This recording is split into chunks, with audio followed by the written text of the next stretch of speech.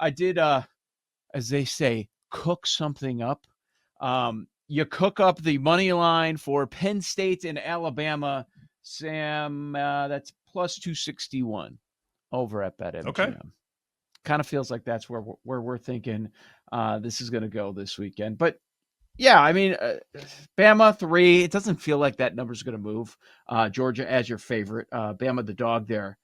But how did you get there exactly? Is it DeBoer in this role when the roles are reversed? DeBoer not as strong when they're expected to win. Just how they've recovered from the Florida State debacle there to start the season. How'd you get here on Bama? I saw it when it opened 3.5. I thought that was a little light. I'm like, wait a minute. Georgia's at home, only laying 3.5. That's weird because they opened these up obviously last Sunday during the NFL games. College games come out. I'm like, that's interesting. And then the initial bet came in on Bama. Oh, okay. That's interesting too. And then Tuesday, Wednesday, I talked to two guys that do this for a living, and they both said Bama's winning. Oh, okay. And then Matoy Pearson, who I adore, we can't get him on the show because he doesn't answer his phone. Sometimes he goes dark. It's a very, very interesting challenge to get Matoy on shows, but we talk all the time. He sends me a slip, Ty Simpson to win the Heisman that he bet on Monday. I'm like, oh man, here we go. I am sucked in. I know some guys that like Georgia too. I mean, Georgia's a very popular play, especially when they only have to win by 4 at home. I heard Jenks before the Donkster, before I came on, Jenks says Georgia doesn't lose at home at night. Okay, fine. People like Georgia. Is that true? Is it just made up? That's what I heard. He's like, yeah, they don't lose at night at home. Like, until Saturday when they will. Until it happens. Yeah. It's a power rating thing for a lot of people that do this well. They think Alabama's better than Georgia. And it's just basically what it comes down to. I think also Florida State had been waiting for that game all season. I mean, think about how Florida State finished last year, and they had to hear about it all off season, how bad they are.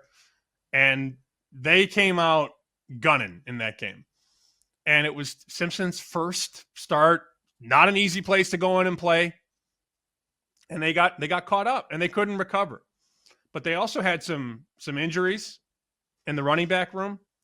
And there wasn't a lot of what's the word? There wasn't a lot of reciprocity between the quarterback and the receivers. Like they weren't on the same page. Just give that thing time. You know, we're so quick to throw things out after one game. A lot of people did it to the Lions in the NFL. Oh, Lions are broken. No, they're not. It's the first game with a new coordinator. Things happen. It's not how you start the season. It's how you build during the season. And, of course, how you finish is way more important than how you start. So I just think Bama had a bad game. And Georgia gave up almost 500 passing yards to Tennessee. And we don't talk about it enough. Well, they won. What a gritty win. That's not a Georgia defense. That's not a Kirby Smart national championship defense.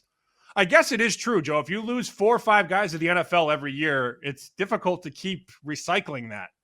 And Georgia had a great run. This defense is not good, especially in the back end. So I think there's a lot of optimism around Alabama's offense and Alabama's quarterback. And from people that I respect, it's the same song. If you're thinking Bama wins, Bama is going to be just fine, where they're one of the teams that are playing in the SEC championship. I think Matoy's onto something. When the material word gets out, I feel like most people that are, betting the Heisman, involved in some way, they had to take their stand. You said Hoover, right? I said Maivea. He's saying Simpson. It makes sense, especially now. You plant your flag if you're saying Bama's winning, okay. Then we got Vandy, Missouri, Tennessee, South Carolina before LSU, Oklahoma. There are a lot of high-profile matchups, just like the Mateer example, where Simpson will have an opportunity to steal the award. Okay, if he fails one of them, he's going to have another opportunity. And then there's another one. There are multiple chances here for him to do that. And those 22-1. If Bama wins, what's that number? It might, and if it's because of him, exactly my thought. Yep. Half. 11, 12, somewhere in that range. That's going. Yeah. So, yeah. So I wrote about the Heisman market in my newsletter this week, and there's a quote from somebody who books bets at Circa, and his quote on the Heisman market is, "I just hope to break even." He's like, I don't expect to win. They never really can feel good about it because you write all the money on the favorites all summer. Arch, Nussmeier, Lagway, Sellers. So you got all that liability. And then those guys all stink. So you got to push them out, but you already have that liability. Then everybody bets Mateer and catches on to Beck and catches on to Dampier. And then you feel good about it, kind of. You got Mateer on top, and you kind of feel good where you got everybody, and then Mateer gets hurt. You're like, now what do I do? So it's very difficult to book that market. And then we're going to see a horse take control by mid-October. And it will be very obvious who the lead guy is. But it's not obvious yet. And you can still find a lot of guys between 15, 25, 30 to 1 that could win it. Of course. Mm-hmm. I want to talk about a couple other games, but I do have Mo's numbers here. And he said we could talk about these whenever we want. So here's his top 5 teams in the country. And he does it on a scale of 100. So 100 is an elite team, like all-time team. He's got Ohio State at a 96. His number 1 team in the country, Ohio State. And then he's got 3 teams at 95. Oregon, Penn State, Alabama. So he's saying that Ohio State is a 1-point favorite against Oregon, Penn State, and Bama. He's got Bama 95, as I said. He's got Georgia 91.5. So 3.5 points better. That's his numbers. I'm not saying they're right, but saying Alabama's 3.5 points better on a neutral and then adding in the 4 points or whatever for home field, he's saying with the numbers that this game should be a pick'em. All right. We're going to get to Oregon, Penn State, but I did want to make sure we squeeze in Illinois, USC. So the number is 6.5, right? And we're not there at that 7 for a reason. Just, making sure that we're still there for the Illinois game. Yeah. There's some 7s available. Actually, the market's kind of split right now between 6.5 and 7. But I'd say there was positive news for Illinois. I mean, when that Indiana game rolled around, the number of guys down in the secondary, like you could have said, like, man, they're down like the top 6 guys. Like that's how many injuries they were having. So it was just a field day. I don't know if Illinois is over that loss. I'm not. Like, I'm still, like Sam, this morning I was looking at it. I was like, oh my God. Like we saw the ass whooping on TV and there was no reason to look in the box score. So I didn't even look in the box score until now. I was like, what? They were outgained by 418 yards. Like we knew it was bad. Oh, you gave up 312 rushing yards? 312? Oh, how many did you get? You see how many rushing yards Illinois had? Not that you're going to run much. I don't even think it was 100. It wasn't 100, was it? 2. 2? They had 2 rushing yards. So not 100. Not 100. Not 20. Not 10, not 5. Do you like Illinois in this spot? Their guys are coming back. No, I don't. I don't. I don't. I'm just saying, outside of Xavier Scott, it seems like everybody's coming back. That's what Bielema was saying the other day. If you have any pride, like they've been laughed at all week, if you have any pride, I would think that you're at least in the game at home, and a lot of the dudes you're missing outside of one, and it's a big one. It looks like they're going to be returning. So you would think you show up with something, some sort of fight. Like you were getting all this hype, and then at the peak of it, injuries don't matter. We're so good. Bam. Just bitch slapped. I don't know how else to put it because that's what happened in front of the country. You would think that they show up, but I'm the same guy that likes the USC quarterback to make a run here for the Heisman to get involved in that conversation, 16-1, where it could be much shorter, kind of like the Simpson conversation. I've flip-flopped on this game, so I'm probably going to walk away. I'm just super interested to see what the hell happens. You've got a better pulse on this Illini team. Do you think they stay down, or they show some fight under Bielema here? I have no idea. I have not made a single bet on the game, and I won't. I was hoping for Joey Middles, though. Maeva Heisman, Illinois +7. You could have a really nice scenario if USC wins by 3 or 4. That'd be really nice for you. I like Washington against Ohio State. I like 8.5. Took that last night. What about college football? Let's roll through some of these games that you like. We've got 5 from you, and let's start with Kentucky at South Carolina. We're between 5.5 and 6. South Carolina, the home favorite. Yeah, I waited a little too long on this one. Took 5.5, and then of course now it's getting bet back up. But if you guys have been paying attention to me on this program, I bet against South Carolina. This will be my 3rd time this season. And if you notice the trend, it's when they are a favorite. I think they're a false favorite once again here, guys. Mike Shula, we talked about him prior to that Vandy game. This Gamecocks offense has not scored more than 20 points dating back to the bowl game that they lost outright. 110 in offensive success rate, 123 in EPA per rush attempt. Their third down distance is the worst in the country, 9.41 yards. If it wasn't for Lenora Sellers running for his absolute life, they would never complete a third down. It is absolutely mind-boggling that people want to lay points with this Gamecocks team. I understand the Wildcats offense isn't necessarily anything to write home about, but I like their defense. I think they go into Columbia and get the win. I have a quote from a Vegas bookmaker on Indiana, Iowa. Here it is. They're betting Indiana like they know the final score. Your thoughts? Of course they do. We all just watched it. What did we see? We saw Indiana, I think it opened maybe 1.5. Maybe that was in the summer. But regardless, it hit 6. And I told my partners, even in the contest where we had a 4.5, I go, you guys, we really cannot be laying these awful lines. Now, albeit it could have been stale by the time it closed. That being said, it was never in doubt. If you laid 55, you, in fact, covered with Indiana last week. And when you see those crazy final scores, people tend to overreact. By the way, Kirk Cignetti's team, 192-19. That's what he's outscored his opponents all season long. And if you like totals, those 3 games all went over their respective totals by almost 16 points per game. Now, I know this seems terrifying and nobody should want to step in front of this freight train, but it's the first road game for the Hoosiers, and this Hawkeyes defense is good. They frustrated me there a few weeks ago when we took them versus Iowa State. I hope all of you guys had 3.5. I got stuck with the push, but that defense, 14.5 points per game, just 233.5 yards in the air. And you have to go all the way back, guys, to 2022 versus Michigan to find a time where Iowa was this big of a dog at home. I can't pass up this betting opportunity. We've talked a lot about Illinois, the loser in that game that you were just referencing. Now they're home.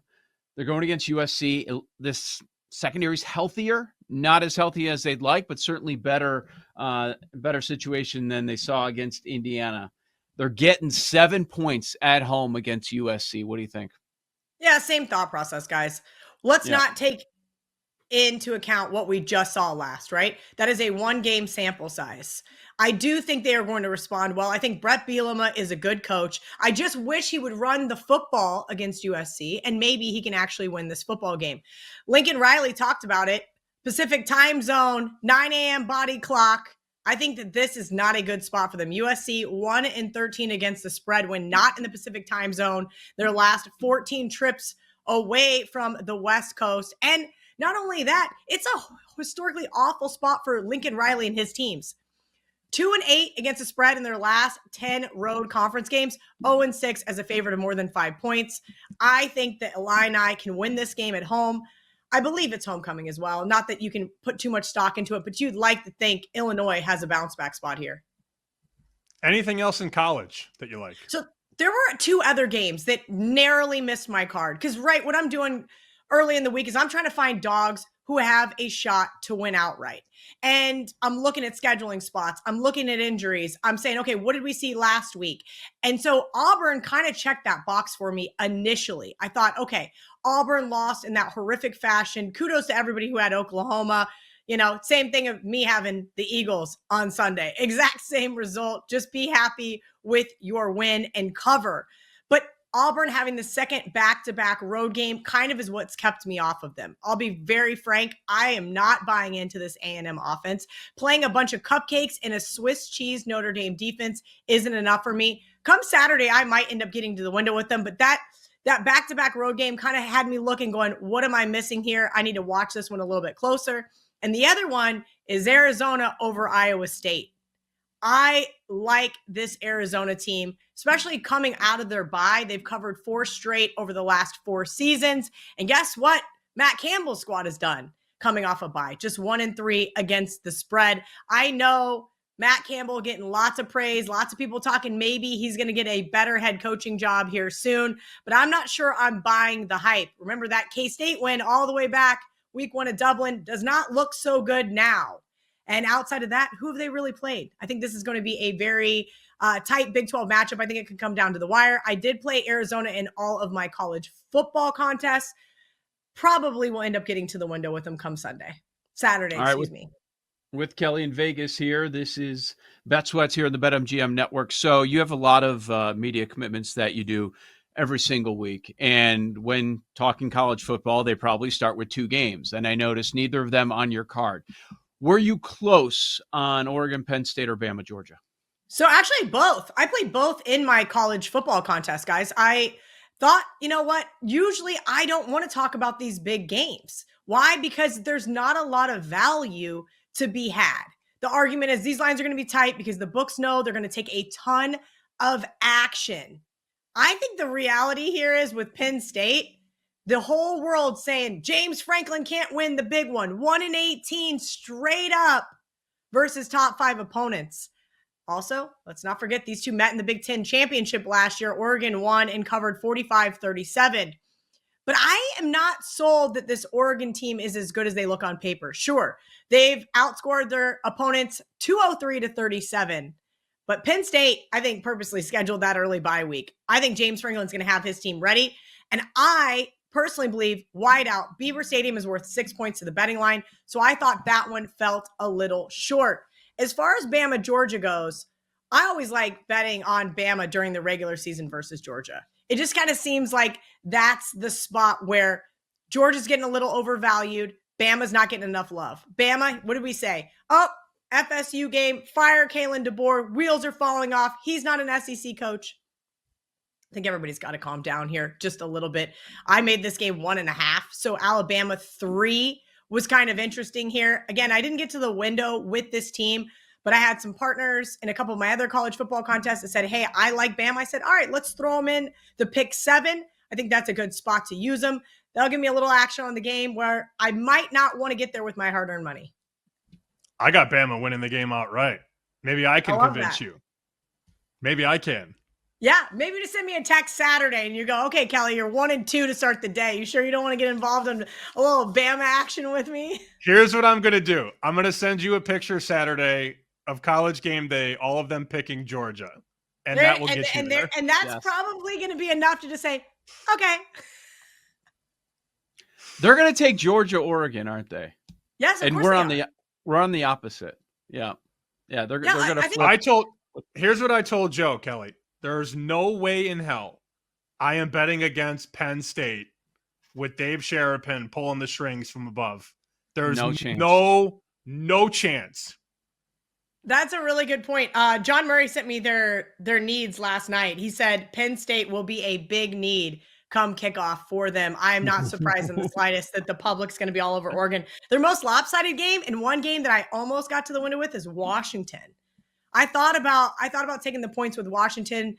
Ohio State obviously traveling all the way out west, and a spot where it looks like a lot of points. Again, I ultimately didn't end up getting to the window with this Washington team, and I think this should be one of those bigger matchups, but because Oregon, Penn State, Alabama are, front and center, this one's not getting as much love, but I wouldn't be surprised to see Washington keep that one close. Let's find out about the room. Paul Aspen, college. Let's start there. Where's the room? Strong guitar riff. Get this hype. What do we have for Saturday to fade? Number 5, most bet college side at BetMGM for week 5. Indiana, -8.5. Yep. Maybe Kurt's Predictable. 10 toes prediction starts now. Mm-hmm. All right. Number 4 is from the Penn State Oregon game. Oregon, +3. Oh, you knew it! You knew it was coming! You knew it! Public dog.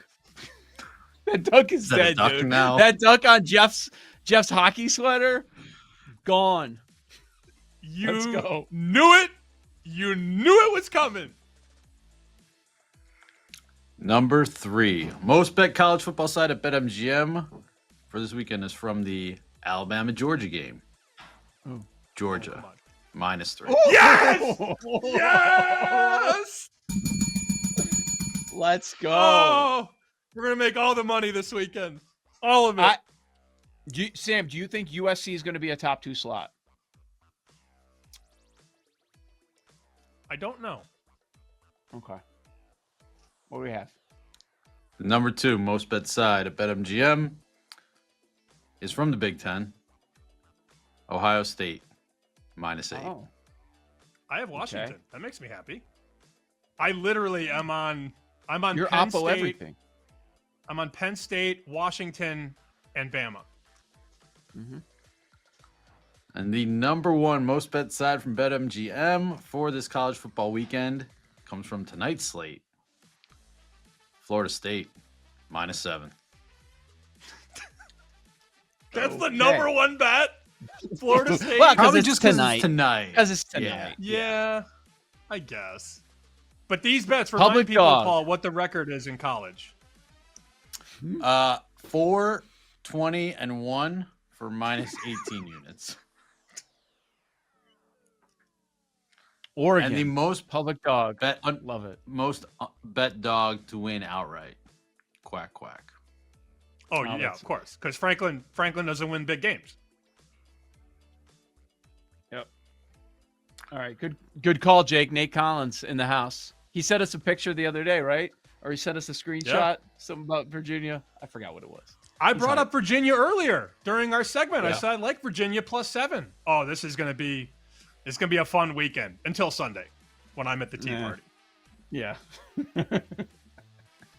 I was trying to hold out hope for you. Like maybe the tea party is like, all right, let's go watch football for 30 minutes. Do you know the TV situation? Is there a TV anywhere on the premises? I don't know. NFL. All right, Paul. NFL. Yeah. All right, let's keep it rolling. Number 5, most bet side at BetMGM for NFL Week 4. Ravens, -2.5. Love I'm it. on the Chiefs. Love it.